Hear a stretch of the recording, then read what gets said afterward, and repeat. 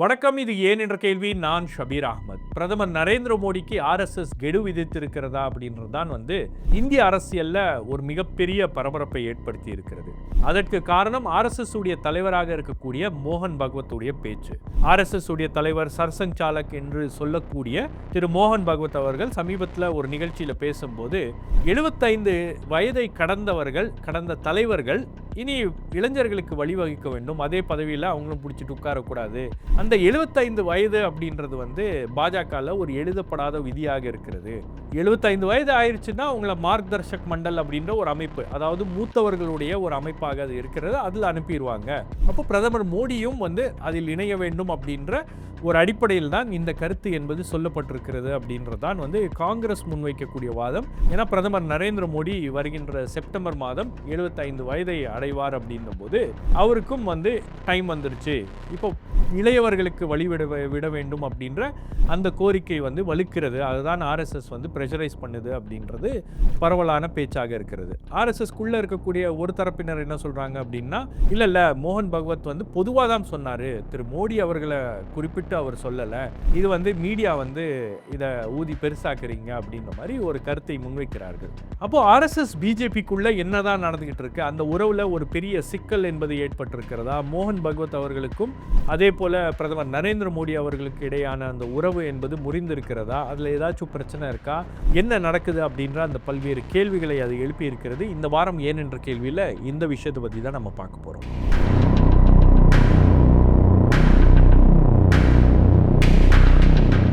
இந்த விஷயத்தை பற்றி பேசுறதுக்கு முன்னாடி ஒரு சின்ன reminder and request. News minute Tamil and news laundry நாம ஒரு கம்ப்ளீட் ஆட் ஃப்ரீ பிளாட்ஃபார்ம். எந்த விதமான அரசாங்க விளம்பரமோ, அரசியல் கட்சிகளுடைய விளம்பரமோ, கார்ப்பரேட் ஆட்ஸோ நம்பி இயங்கக்கூடிய ஊடக நிறுவனங்கள் அல்ல. முழுக்க உங்களுடைய ஆதரவோடு இயங்கக்கூடிய ஊடக நிறுவனங்கள். ஆகவே நாம் செய்கின்ற இந்த பணி உங்களுக்கு பிடித்திருந்தால், இதை தொடர வேண்டும் அப்படின்னு நீங்கள் நினச்சிங்கன்னா இந்த QR கோட் மூலமாக உங்களுடைய ஆதரவை எங்களுக்கு தெரிவிக்கலாம். இதற்கான லிங்க்கையும் நான் இந்த டிஸ்கிரிப்ஷனில் கொடுக்குறேன், அதையும் கிளிக் பண்ணுங்கள். உங்களுடைய ஆதரவை தெரிவிப்பீங்கன்ற நம்பிக்கையில் பிரதமர் நரேந்திர மோடிக்கும் மோகன் பகவத் அவர்களுக்கும் என்ன பிரச்சனை? 2024 தேர்தல் முடிந்ததுக்கு பிறகு பல்வேறு சந்தர்ப்பங்களில் திரு மோகன் பகவத் அவர்கள் சில கருத்துக்களை சொல்லியிருக்கிறார். அதில் அவர் ரொம்ப ஸ்ட்ராங்காக சொன்ன கருத்து என்னன்னா, சில பேர் அவங்கள கடவுள் அனுப்பி வைத்த தூதர் போல நினைத்து கொள்கிறார்கள், இதெல்லாம் தவறானது அப்படின்ற ஒரு விஷயத்த சொல்கிறாரு. அப்போது நேரடியாக அவர் மோடியை பற்றி சொல்லலை, ஆனால் தொடர்ச்சியாக இந்த மாதிரி சில விஷயங்களை பற்றி பேசி கொண்டு இருக்கிறார். மணிப்பூர் இஷ்யூவை பற்றி பேசினார், அதுக்கப்புறம் தேர்தல் நடந்த விதம் அதை பற்றி பேசினார், எதிர்க்கட்சிகளை பாஜக நடத்திய விதம், அந்த தேர்தல் பிரச்சாரத்தில் பேசப்பட்ட விஷயங்கள், இது குறித்தெல்லாம் தொடர்ந்து அவர் கருத்து சொல்லிகிட்டே இருக்கார். அப்போ என்னவோ ஒரு பிரச்சனை இருந்துட்டு இருக்கு அப்படின்றது வெளிப்படையாக தெரிகிறது. இதற்கு ஒரு ரொம்ப தெளிவான ஒரு இண்டிகேஷன் என்ன அப்படின்னு பார்த்தீங்கன்னா, பாஜகவுடைய அடுத்த நேஷனல் பிரசிடென்ட் யாராக வர வேண்டும் அப்படின்றது இன்னும் முடிவு செய்யப்படாத ஒரு விஷயமாக இருக்கிறது.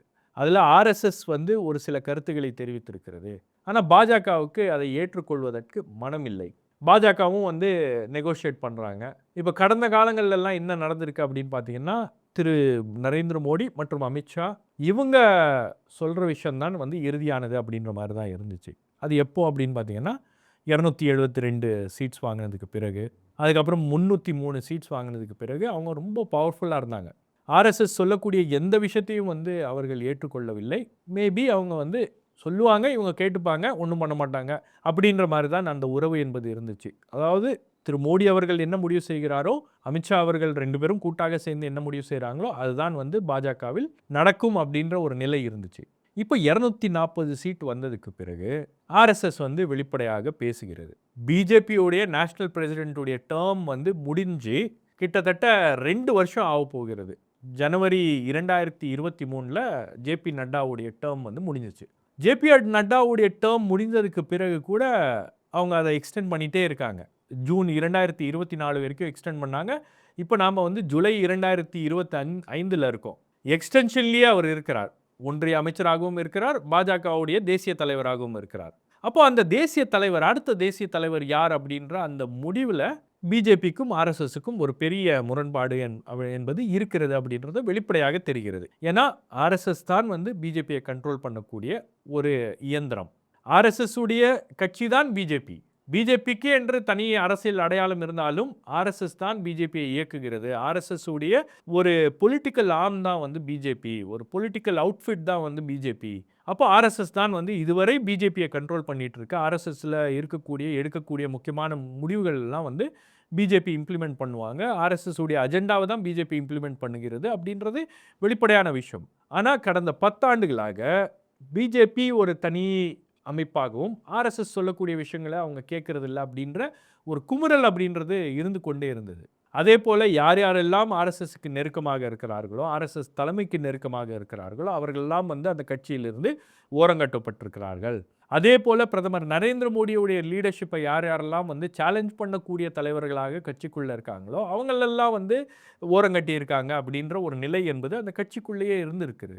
அப்போ இதெல்லாம் பார்த்ததுக்கு பிறகு தற்போது ஆர்எஸ்எஸ் இல்லாமல் பிஜேபியால் இயங்க முடியாது அப்படின்ற ஒரு நிலை எங்கே ஏற்பட்டுருச்சு அப்படின்னு பார்த்தீங்கன்னா 2024 தேர்தலில் 2024 தேர்தலில் நாமே வந்து பல பதிவுகளை போட்டிருக்கோம். அந்த எலெக்ஷனை வந்து நம்ம ஃபாலோ பண்ணும்போது ஆர்எஸ்எஸ் ஊழியர்கள் களத்தில் பணியாற்றவில்லை. பிரதமர் நரேந்திர மோடியோடைய வாரணாசி தொகுதியிலே அவர்கள் பணியாற்றவில்லை. பிரதமர் நரேந்திர மோடியோடைய தொகுதியில் ஆர்எஸ்எஸ் பெரிய அளவுக்கு களத்துக்கு போய் வேலை பார்க்கல. குஜராத்லேருந்து பல நபர்களை கூப்பிட்டு வந்து அங்கே வேலை பார்க்க வச்சாங்க. பாஜக உறுப்பினர்களை கொண்டு வந்து அங்கே வேலை பார்க்க வச்சாங்க அப்படின்றதெல்லாம் வந்து யதார்த்தமாக இருந்துச்சு, கலை யதார்த்தமாக இருந்துச்சு. அதெல்லாம் நாங்கள் பதிவு பண்ணோம். அப்போது ஆர்எஸ்எஸ் வேலை பார்க்கலைன்னா என்ன நடக்கும்? பாஜக ஜெயிக்கும். மெஜாரிட்டியான பிளேசஸில் பாஜக ஜெயிச்சிருக்கு. ஆனால் அப்சல்யூட் மெஜாரிட்டி என்பது பாஜகவுக்கு கிடைக்கவில்லை. 270, 72 அப்படின்ற நிலையை கூட அவங்க அடையலை. அவங்க சொன்னது அப்கி பார் 400 பார்னாங்க. 400 தொகுதிகளை நாம் வென்று விட வேண்டும் அப்படின்ற ஒரு கண்ணோட்டத்தோட பாஜக செயல்பட்டு இருந்தாங்க அந்த தேர்தலில். ஆனால் அவர்களுக்கு கிடைத்தது 240 தான். முற்றிலுமாக களம் என்பது மாறிவிட்டது. இதில் ஆர்எஸ்எஸ் வந்து பெரிய அளவுக்கு பல இடங்களில் வேலை பார்க்கல அப்படின்றது தான் அவங்களுடைய இன்டர்னல் அசஸ்மெண்ட்டில் தெரிஞ்சது. அதுக்கப்புறம் அந்த தேர்தல் முடிவுகள் வந்ததுக்கு பிறகு உடனே ஆர்எஸ்எஸோட பேட்சப் பண்ணி ஹரியானா எலெக்ஷனுக்கு ஆர்எஸ்எஸ் வேலை பார்த்தாங்க. 3வது முறையாக அங்கே பாஜக ஆட்சி அமைந்தது. அதே போல் மகாராஷ்டிரா எலெக்ஷன்லையும் வந்து ஆர்எஸ்எஸ் வேலை பார்த்துச்சு. இங்கே வந்து பிஜேபி என்ன ஃபீல் பண்ணுது அப்படின்னா, பிரதமர் நரேந்திர மோடி இன்னும் ஸ்ட்ராங்காக தான் இருக்கார். அமித்ஷா அடுத்த நிலையில் இருக்கிறாரு. அப்போது ஒரு லைட் வெயிட் அவங்களுக்கு இணக்கமாக இருக்கக்கூடிய ஒரு தேசிய தலைவரை நம்ம போட்டு நம்ம இயங்கலாம் அப்படின்னும் போது அந்த இடத்துல தான் ஆர்எஸ்எஸ் வந்து அதை ஏற்க மறுக்கிறது. இப்போ வரக்கூடிய ரிப்போர்ட்ஸ்லாம் வச்சு பார்க்கும்போது ஆர்எஸ்எஸ் வந்து இவ்வளவு நாள் நீங்கள் முடிவெடுத்தீங்க 240 அப்படின்னு வந்ததுக்கு பிறகு நாங்களும் வந்து சில விஷயங்களை கொஞ்சம் அப்படியே இறுக்கி பிடிக்கிறோம். அந்த கட்சியை மறுபடியும் எங்கள் கண்ட்ரோலில் எடுக்கிறதுக்கான அந்த வேலைகள் அப்படின்றது நடக்கிறது அப்படின்றது தான் வந்து நம்மளால் கண்கூடாக பார்க்க முடிகிறது. இப்போ நடந்து கொண்டிருக்கக்கூடிய இந்த பேச்சுவார்த்தை, அதாவது புதிய தலைவராக யார் வரப்போகிறார் அப்படின்ற அந்த பேச்சுவார்த்தையில் பார்த்தீங்கன்னா ஆர்எஸ்எஸ் சில பேராமீட்டர்ஸை செட் பண்ணியிருக்கு. அடுத்த தலைவராக அடுத்த தேசிய தலைவராக பாஜகவுக்கு வருகின்றவர் எப்படிப்பட்ட ஒரு நபராக இருக்க வேண்டும் அப்படின்னா, அவர் வந்து இன்க்ளூசிவாக இருக்கணும். எல்லோரையும் ஒருங்கிணைத்து செயல்படக்கூடிய ஒரு நபராக அவர் இருக்கணும். அவர் வந்து ஆக்சசிபிளாக இருக்கணும். அவரை போய் எப்போ வேணாலும் யார் வேணாலும் ஆக்சஸ் பண்ணக்கூடிய, பார்க்கக்கூடிய, பேசக்கூடிய ஒரு தலைவராக அவர் இருக்க வேண்டும். ப்ளஸ் அவர் வந்து ஒரு கிராஸ் ரூட் ஆர்கனைசராக இருக்கணும். கீழே இருக்கக்கூடிய களத்தில் இருக்கக்கூடிய எல்லா அமைப்புகளையும் ஒருங்கிணைத்து அந்த பாஜக தொண்டர்கள் மற்ற அமைப்புகள் எல்லோரையும் ஒருங்கிணைத்து எடுத்து செல்லக்கூடிய ஒரு நபராக இருக்க வேண்டும். அண்ட் அவர் வந்து ஒரு 60லேருந்து 69 வயசு வரைக்கும் அவருக்கு இருக்கணும் அப்படின்ற அந்த ப்ராட் பேராமீட்டர்ஸை வந்து ஆர்எஸ்எஸ் செட் பண்ணியிருக்கு. இப்போ இதை ஏன் செய்கிறாங்க அப்படின்னு பார்த்தீங்கன்னா, பாஜகவில் என்ன முடிவுகள் எடுக்கப்படுகின்றது அப்படின்றது அந்த மேல்மட்ட தலைவர்களுக்கே ரொம்ப பெருசாக அவங்களுக்கு தெரியல அப்படின்றது தான் வந்து ஒரு மிகப்பெரிய பிரச்சனை. நீங்கள் ஆர்எஸ்எஸ்லாம் வெளியே இருக்காங்க, பட் பாஜகவில் சிஸ்டம்குள்ளே இருக்கக்கூடிய தலைவர்களுக்கே வந்து தெரியல.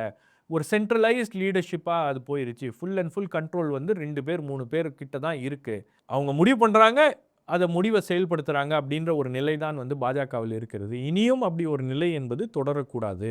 அங்கே வந்து ஒரு பெரிய அளவுக்கு வந்து இணக்கமான ஒரு சூழல் என்பது ஏற்பட வேண்டும். அவங்களுடைய ஆட்கள் யார் முடிவு செய்கிறாங்களோ அவங்களுடைய ஆட்கள் மட்டும்தான் வந்து முக்கியமான பொறுப்புகளில் இருக்காங்க. முக்கியமான ரோல்ஸ் வந்து அவங்களுக்கு கொடுக்கப்படுகிறது. மற்றவங்கள்லாம் சைட்லைன் பண்ணுறாங்க அப்படின்ற அந்த முணுமுணுப்புகள், அந்த புகார்கள்லாம் வந்து ஆர்எஸ்எஸ்க்கு போயிருக்கிறது. அதனால தான் ஆர்எஸ்எஸ் தன்னுடைய பிடியை இருக்க வேண்டும் அப்படின்ற ஒரு முடிவில் திட்டவட்டமாக இருக்கிறது அப்படின்றது நமக்கு தெளிவாக தெரிகிறது. ஏன்னா அடுத்தது மோடிக்கு பிறகு யார் அப்படின்ற அந்த பேச்சும் வந்து வந்திருக்கிறது. அதனுடைய ஒரு வெளிப்பாடாக தான் நீங்கள் வந்து ஆர்எஸ்எஸ் உடைய சீஃப் மோகன் பகவத்துடைய ஸ்டேட்மெண்ட்டை பொருத்தி பார்க்கணும். அது ஏதோ திடீரென்று அவர் வந்து 75 வயது கடந்தவர்கள்லாம் வந்து அடுத்தவர்களுக்கு புதியவர்களுக்கு வழிவிட வேண்டும் அப்படின்னு போற போக்கில் அவர் சொல்லலை. அதுக்கு ஒரு பேக்ரவுண்ட் இருக்கு அப்படின்றத இங்க புரிஞ்சுக்கணும். அந்த அடிப்படையில் தான் அவருடைய இந்த பேச்சு என்பது அமைந்திருக்கிறது. ஸோ ஆர்எஸ்எஸ் இந்த விஷயத்துல ஏன் ரொம்ப உறுதியாக இருக்கிறது, காரணம் என்ன அப்படின்னு நீங்க பார்த்தீங்கன்னா, இதுக்கு ஒரு பேக் ஸ்டோரி இருக்கு. மோகன் பகவத்துடைய ஒரு பர்சனல் அஜெண்டாவா அவர் பொறுப்பேற்கும்போது பாஜகவை ஸ்ட்ரென்தன் பண்ணணும் அப்படின்ற ஒரு முடிவோடு தான் அவர் வந்து ஆர்எஸ்எஸ் உடைய தலைவராக வந்தார். அந்த அந்த தலைவராக அவர் பதவி ஏற்கின்ற அந்த காலத்தில் வந்து பாஜகவுடைய நிலைமை வந்து அதில் பாதாளத்தில் இருந்துச்சு. காரணம் என்னன்னா 2004 எலெக்ஷன் தோத்துருந்தாங்க. இந்தியா ஷைனிங் அப்படின்ற ஒரு கேம்பெயின்லாம் பண்ணி ஜெயிச்சிருவோம் அப்படின்னு நம்பிக்கையாக இருக்கும்போது தோத்துட்டாங்க. அதுக்கப்புறம் 2009 தேர்தலையும் வந்து ஒரு மிகப்பெரிய தோல்வி என்பது பாஜகவுக்கு கிடைத்தது.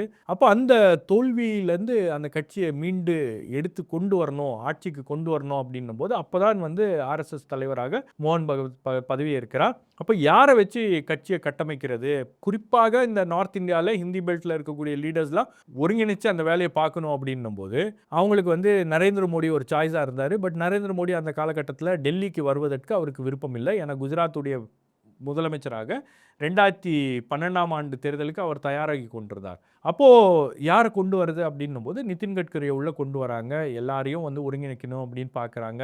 ஒரு நரேட்டிவை கிரியேட் பண்ணுறாங்க. காங்கிரஸ்க்கு எதிரான ஒரு நரேட்டிவ் அப்படின்றது அவங்களுக்கு அண்ணா ஹசாரே ப்ரொட்டஸ்ட்லாம் கொண்டு வராங்க. அண்ணா ஹசாரே திடீரென்று ஊழலுக்கு எதிராக பேச வந்தார். இப்போ ஊழலை பற்றி பேசுவதற்கு அண்ணா ஹசாரே என்ற ஒரு நபர் இருக்காரா இல்லையான்னு கூட தெரியல. ஸோ அந்த அளவுக்கு வந்து அண்ணா ஹசாரே அப்படின்ற ஒரு நபரை கொண்டு வந்து பல்வேறு நிலைகளில் ஆர்எஸ்எஸ் உடைய இன்வால்மெண்ட்டோட அந்த ஒரு பெரிய நரேட்டிவ் அவங்க கிரியேட் பண்ணாங்க. அந்த நரேட்டிவ் உடைய பின்னணியில தான் வந்து நரேந்திர மோடியை அவங்க முன்னிலைப்படுத்துறாங்க. நரேந்திர மோடியை முன்னிலைப்படுத்துவது அப்படின்றது மோகன் பகவத்துடைய பர்சனலாக அவர் வந்து அதை விருப்பப்படலை அப்படின்னு தான் ராஜ்தீப் சர்தேசாய் தன்னுடைய புக்கில் எழுதுறாரு. 2014ஆம் ஆண்டு தேர்தல் குறித்து அவர் எழுதிய புத்தகத்தில் ஹி வாஸ் நாட் கீன் அப்படின்றாரு அந்த புத்தகத்தில். ஏன்னா அவரை கொண்டு வந்தோன்னா அவர் வந்து ஆர்கியூ பண்ணுவார், அவர் வந்து எல்லா விஷயத்தையும் வந்து தன்னுடைய கண்ட்ரோலில் வைக்கணும் அப்படின்னு விருப்பப்படுவார் அப்படின்ற மாதிரி அவர் அதில் ஆர்கியூ பண்ணதா திரு ராஜ்தீப் சர்தேசாய் பதிவு பண்ணுறாரு. பட் இருப்பினும் வேறு சாய்ஸ் இல்லை அப்படின்னும் போது நரேந்திர மோடியை முன்னிலைப்படுத்தினாங்க. அதே மாதிரி ஒரு டீமை செட் பண்ணாங்க. எல்கே அத்வானி ஒரு இடையூறாக இருப்பார் அப்படின்னும் போது ஆல்ரெடி எல்கே அத்வானிக்கும் ஆர்எஸ்எஸ்க்கும் ஒரு பிரச்சனை என்பது இருந்துச்சு. அவர் வந்து பாகிஸ்தான் போகும்போது ஜின்னாவுடைய சமாதிக்கு போய் ஜின்னாவை புகழ்ந்து எழுதி விட்டார் அப்படின்னும் போது அங்கேயே அவருடைய ஸ்டாக்ஸ்லாம் டவுன் ஆயிடுச்சு அப்படின்னும் போது அவரை ஓரங்கட்ட வேண்டும் அப்படின்றதுக்காக தான் இந்த 75 வயது அப்படின்ற அந்த விதியை கொண்டு வந்தாங்க. அந்த விதியின் அடிப்படையில் எல்கே அத்வானி, முரளி மனோகர் ஜோஷி, யஷ்வந்த் சின்ஹா, ஜஸ்வந்த் சின்ஹா அப்படின்னு இருக்கக்கூடிய மூத்த தலைவர்கள்லாம் வந்து ஓரங்கட்டி விட்டார்கள். அதுக்கப்புறம் வந்து நரேந்திர மோடியை அவங்க ப்ரொஜெக்ட் பண்ணுறாங்க.